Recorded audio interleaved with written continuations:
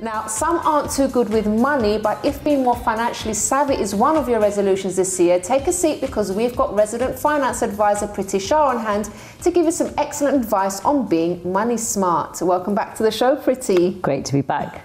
It's lovely to have you on because especially sort of this time of year when, you know, Christmas has gone, but people are still feeling the effects financially of the festive period. Quite often that is the credit card bill landing on your doormat and you're looking at it thinking, uh-oh, what happened here? Yeah. Now, in an ideal world, careful budgeting would have taken place before the Christmas period. But for the benefit of the viewers that maybe didn't quite get round to doing a budget or not maybe sticking to a budget, what first things would you maybe advise to do in January and the beginning of the year in February and so on? So first of all, don't ignore the situation. Make sure that you look at your credit card bill, think about what you're going to be doing to try and get that paid off.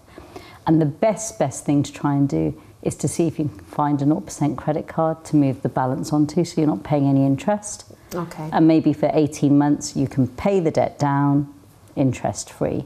Okay. But obviously you kind of want to have more long-term goals around your money than just that kind of thing. Mm-hmm. So money's quite interesting. It's two sides of the same coin, because if you think about it, one part is earning the money, so income, and the other part is expenses. And we tend to focus on, you know, how do I cut back my expenditure? How do I save? All these kinds of things. And it's all focused on the expenses. But maybe make 2018 looking at your income side of the coin. Okay. So here's a few thoughts on that. How do you generate more money? Because actually if you had more money to spend, that would also make it a bit easier to budget and plan, etc. So first of all is the mindset. Make sure you're starting to think about your income and how to increase that income, what you can do about that income. Okay. Next thing is look at the job that you do and think about, okay, what kind of training can I do? How can I upskill myself? And therefore either demand a pay rise where I'm at or look for an alternative place of employment. If you just ask for a pay rise without offering your employer something extra, they're unlikely to want to give it. But there's no reason not to ask. But if you offer them this opportunity to upskill you, better train you, or you go and do it yourself, then you come back to your employer and say, actually, I am worth more money to you now. Good idea. So that's one side of the income. The other side of the income, a lot of people look at passive income sources. So whether that's getting some kind of secondary job.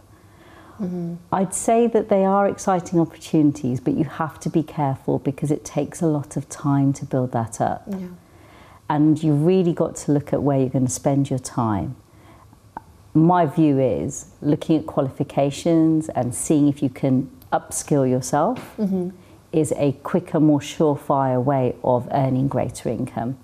And definitely look at the employment market. You may not actually know what your real worth is. So if you look at websites where they're advertising jobs and look at the job that you're doing, you may actually find that you're being underpaid and you can bring it to the attention of your employer.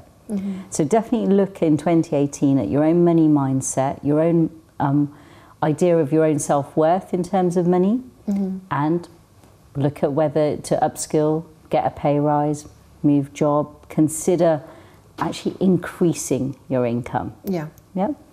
I was going to say as well, because sometimes, you know, people that maybe do try and find a second job, but that can obviously be risky because then where's the family time? Where's time for yourself? Because if you're working all the time, where's the joy in life? Right? Exactly. You need to find something that, like you're saying, somehow get more income without adding loads of extra hours on top of and that's why I'm kind of thinking that the qualification route or the gaining greater skills, being able to offer more to the one employment source is far better than perhaps looking at all these different passive income sources, because actually it's quite difficult to really generate a decent amount of revenue from them. So I would agree with you that you need to look at something that isn't going to take up so much time, but still going to result in greater income.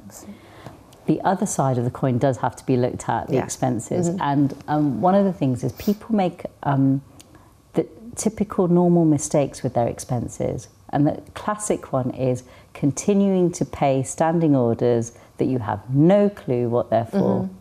So in January, here's an opportunity. It's the beginning of the year. Take out your bank statement for the last 2 months and just go through it and see what standing orders do I regularly pay. And circle the ones that you don't know what they are. Give them a call, find out what it is, and look at whether you still need that service or not.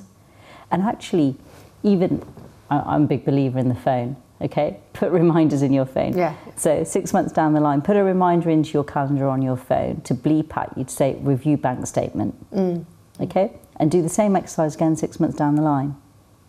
The other one that we all, I think, are tending to do more and more and more, we're shopping online. Yeah. And it's very easy to be sitting there watching telly, not watching telly, looking at your tablet, going through some websites. Buy now. Yeah, click, click. And the worst one with the buy now is once you've bought it, you'll often get a voucher saying, buy something else and we'll give you an extra 10% off. Yeah. Very, very dangerous. Yeah, very dangerous. Because the thing is, you haven't thought about whether you actually need that item. So one of the things I've got into the habit in 2017, I got into the habit of doing a bit of an audit. So every couple of months, I would go through my wardrobe and just rearrange everything. But what it meant was that it was fresh in my mind, all the things that I have got. Yeah. So then when I go shopping, think, oh no, but I've got that, I don't need it. I started to do it with my makeup too. Yes. So I rearrange it all and see what I've got, and I think, actually, don't need it anymore. The one thing that I haven't quite got to is looking through my passport and thinking, oh no, I don't need that holiday anymore. So that one I haven't conquered. But certainly things like the typical everyday things that we can spend on quite easily and quickly, we tend to do that too quickly. And it's the same thing with, you know, food shopping. If you don't go with a list, you may well buy things that then you put in the fridge, and after a week or two, you're going to chuck it in the bin. And it's horrible wastage. Don't need to do it. What I normally do with my shopping, because I shop online, but I always do a quick inventory like before I actually order. So, okay, I don't need that, and I make a, like you say, I do make a list, but I check what I already have. Yeah. And if there's like an alternative, say I've got like bulgur and quinoa, I won't buy another one, like another something different, because I've already got 2 types already. So I'll just, that really helps. It really that's really good. So I think for 2018, it'd be quite interesting for people to look at both sides of the coin. Definitely to look at the income side, look at the expenses side, not get into paying for things just out of habit, because we're all guilty of it, and actually start doing what I call like internal audits. So the food cupboard audit, the wardrobe audit, the makeup audit, the shoes audit. You know, because all of these things will really, really help, and it actually makes you feel good because you'll see everything that you have got. Because one of the things I think people find is they find it boring thinking about, oh, I have to look after my money. It just seems boring that I have to save. Well, change that mindset. Look at everything you've got and be grateful for what you have got. And then actually also realise, well, now I don't need to spend any money on that because I've got it. I think the other thing people can also look at doing is that there's a lot of free stuff around that you can do.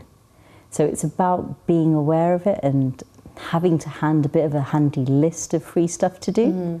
So let's see, if you've got a family with children, make a list of the local parks.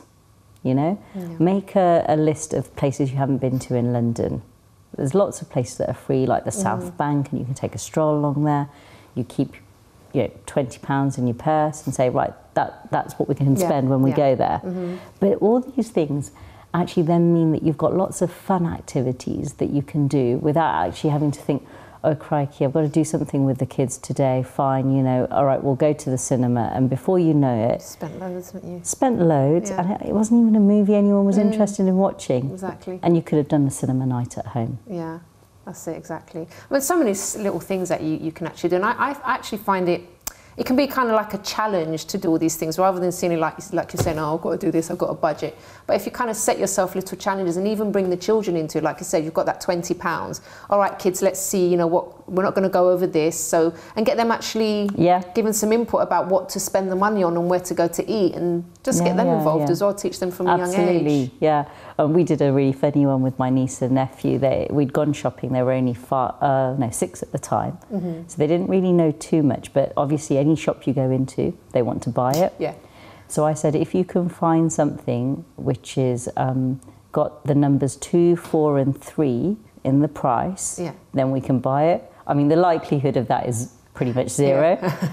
But it was fun because they could look a lot. Yeah. There wasn't anything they could buy, and then you can get them a little treat, whatever it might be, a bit of fruit or a sweetie or whatever. But you know what? They had fun doing it. Yeah, that's it. And it sort of teaches them about money, so it's isn't it? Yeah, it's just being a little bit tactical, a little bit clever, but quite fun. Good, brilliant. Pritti, thank you so much, and we shall see you again very soon for some more money advice. Yes, love to be back. Thank you.